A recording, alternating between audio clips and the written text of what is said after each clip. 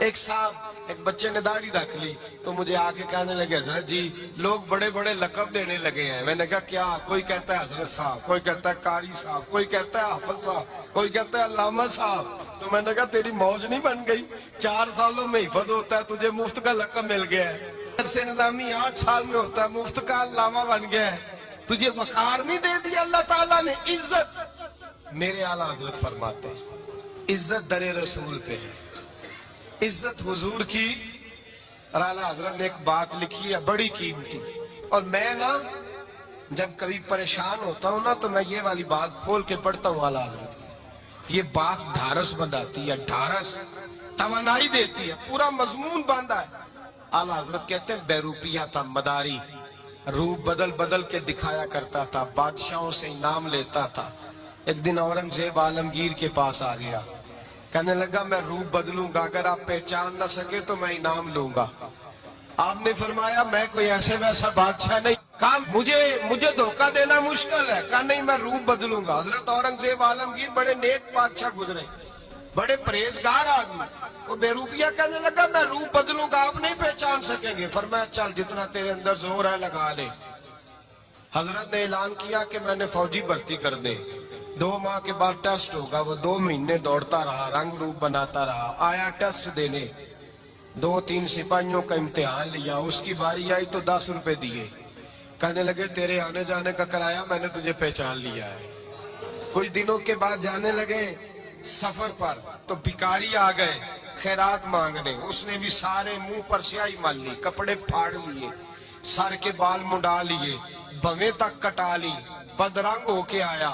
کاسا آگے کیا تو حضرت نے 10 روپے ڈالے. کہنے لگے تیرے آنے جانے کا کرایہ میں نے پہچان لیا ہے.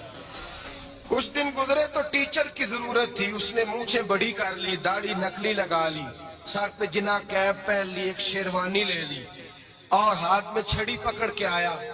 کہنے لگا میں استاد ہوں، 2-4 بندوں کا امتحان لیا. اس کی باری آئی تو 5 روپے دیے، 10 روپے دیے. کہا تیرا کرایہ میں نے پہچان لیا.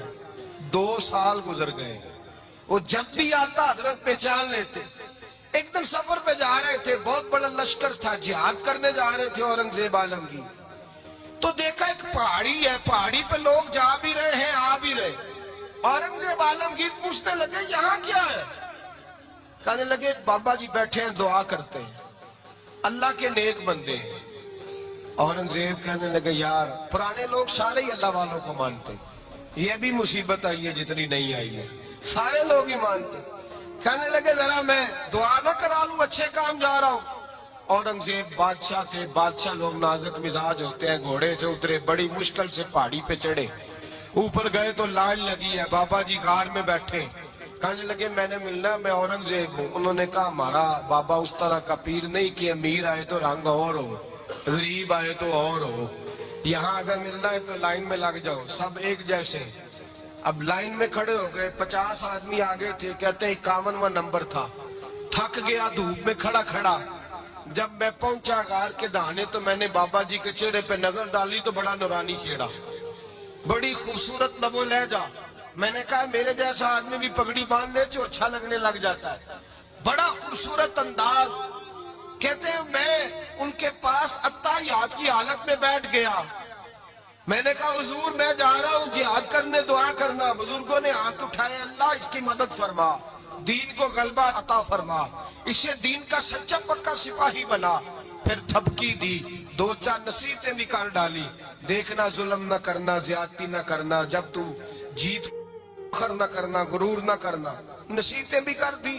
کہتے ہیں اب جب میں اٹھا تو 2-4 دینار بطور نذرانہ مسلح کے نیچے رکھے، اور الٹے قدم جب میں غار سے اترا انہوں نے رومال جھاڑا اور اٹھ کے کھڑے ہو گئے. کہنے لگے آج نہیں تو نے پہچانا، آج نہیں تو نے پہچانا، میرا انعام بنتا ہے، آج نہیں پہچانا، لا پیسے.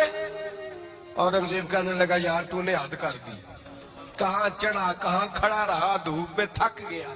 کمال کر دی بھائی تو نے، بتا تو کیا لے گا. اب تو دیکھ جلدی بتا، کتنے لوگ پیچھے دھوپ میں کھڑے ہیں، لشکر سارا کھڑا ہے، کیا لے گا؟ اس نے کہا سب سے قیمتی ہیرے وہ ہیں جو تیرے سر کے تاج میں لگے ہوئے، مجھے تیرا تاج چاہیے. او بھائیو سننا اور یاد رکھنا، میرے اعلیٰ حضرت کہتے ہیں بادشاہ نے سر کے اوپر سے تاج اتارا، بہروپیے کے قدموں میں رکھا اور کہنے لگے یہ لے، اور یہ تو تیرا مانگنے پر میں نے دیا ہے نا، میں واپس آتا ہوں تو آنا، میں اپنی مرضی سے بھی تجھے دوں گا۔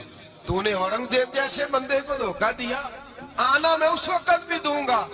وہ دے کر بس بات ختم ہو گئی، حد ہو گئی، دے کر کہتے ہیں جب میں پلٹا گا واپس، بہروپیے نے آواز دی بادشاہ ٹھہر جا۔